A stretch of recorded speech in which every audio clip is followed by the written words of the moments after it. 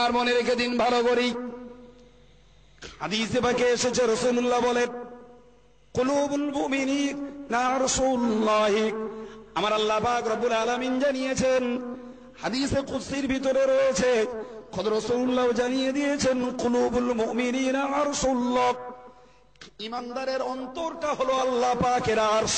একবার জোরে বলা যাবে না সুবহানাল্লাহ? আমার দেশের ভণ্ড পীর ফকির একটা হাদিস বলে, কুলুবুল মুমিনে আরশুল্লাহ, মুমিনের কলব আল্লাহর আরশ। এটা মওযু কথা, বানোয়াট কথা, এটা কোনো হাদিস না। আল্লাহ আলিল মাসনুয়া ফি আহাদিসিল মাওদুয়া, হাদিসের কিতাবে ইমাম সুয়ুতি লিখেছেন এটা কোনো হাদিস না, হাদিসের নামে বানোয়াট কথা।